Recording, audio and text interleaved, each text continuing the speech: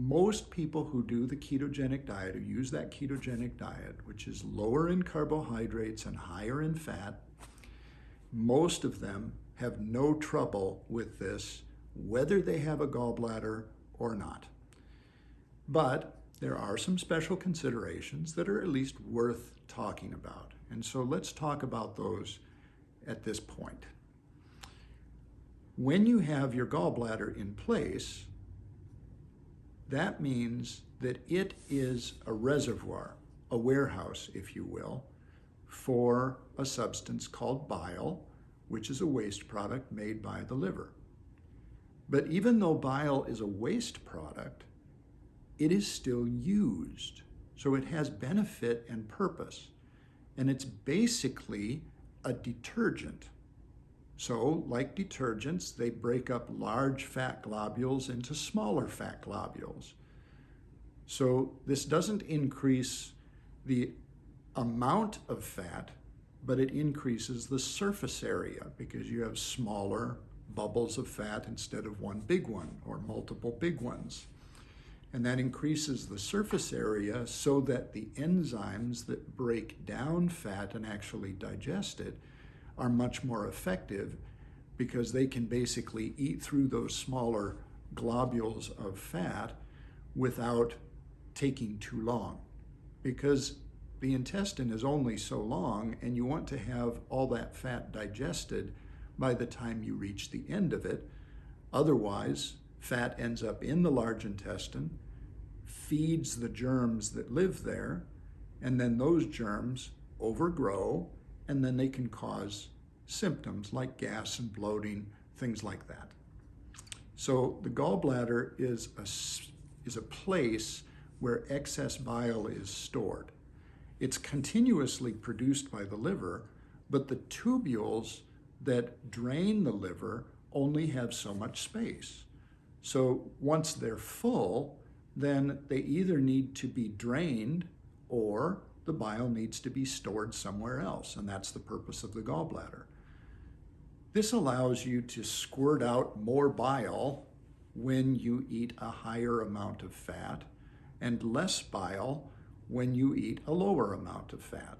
So the gallbladder allows you to deal with varying amounts of fat in your diet without being too worried about it.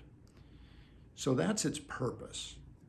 One of the things that can be a problem is that when people do anything with medicines, with surgery, with diet that lead to rapid weight loss, sometimes the changes in metabolism lead to the development of gallstones, which are like pearls, but they're made out of bile that has become insoluble inside the gallbladder.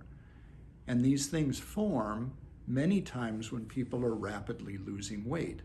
Now, most of the time, gallstones are in the gallbladder and they cause you no trouble at all. Those don't hurt, but they can get stuck in the tubules, and then it can cause problems. So you hear about people that have gallstones that get stuck and they're having gallbladder attacks, and this is really uncomfortable and often leads to need for surgery. So the idea of doing something to prevent that from happening is reasonable. And there are some things that can be done to do that. And those are things that we can counsel patients about when they are planning to undergo a process that rapidly causes weight loss. And that can decrease the chance that they'll have gallbladder problems, which of course would be very desirable. So those are problems that can be managed in most cases. They're not always 100% successful, but they can be helpful and they can be implemented if we think ahead and plan that.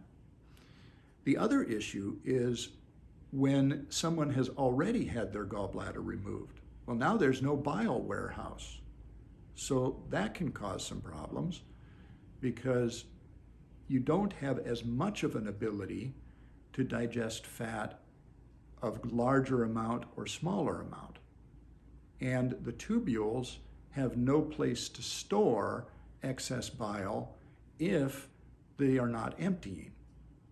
So if, for example, someone has their tubules all full of bile, there's no place to store any extra, and there is no fat to digest in the intestine, then the tubules are going to simply say, I have to empty, even though there's no reason to otherwise, and out the bile goes into the small intestine. And so now you have detergent in the small intestine, and it's not doing anything. Well, this will cause diarrhea. Now that's manageable. We can do some things with medicines that take care of that quite nicely, but that's a known problem if you don't have a gallbladder. If you're not eating enough fat, then what happens is you'd end up with diarrhea sometimes. But the opposite can be true too, because if you eat a larger amount of fat, you need more of that detergent bile to break down the larger amount of fat. Well, even if you empty the entire tubules, that may still not be enough to break down the amount of fat that you ate. And that would be where the gallbladder would squeeze and add to that, except the gallbladder is now gone, and so you don't have enough bile to be able to break that down. So now you have bigger fat globules, maybe partly broken down with some bile, but just not enough there. And so now you have kind of a bile deficiency, and as a result, you might not have all of that fat digested by the time it gets to the large intestine. And once it gets to the large intestine, no more digestion occurs. So then you feed the germs in the large intestine, and now you start having symptoms. And these are manageable things. There are ways of dealing with this, but you just have to know about them ahead of time. But it is important to remember that even though we're talking about these as possible complications of the ketogenic diet, it's not really the ketogenic diet that causes it. It's the presence or absence of the gallbladder and how you deal with that. And so you can plan on how to manage this, or you can simply wait until problems develop, and then we can talk about how to mitigate them.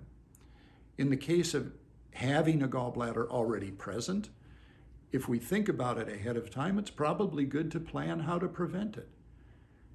If the gallbladder is absent, most people that eat a ketogenic diet have no trouble, one way or the other. So it's perfectly appropriate just to wait and see if it causes you trouble, and if it does, then we deal with it that way. So this is not a reason not to use this dietary method, which is so successful in so many other ways. It's just simply something to be aware of so that we can deal with it and help you get through that problem, which is pretty minor. So having a fear of what's going to happen with your gallbladder or without your gallbladder is not a reason not to consider this kind of healthy eating and lifestyle change.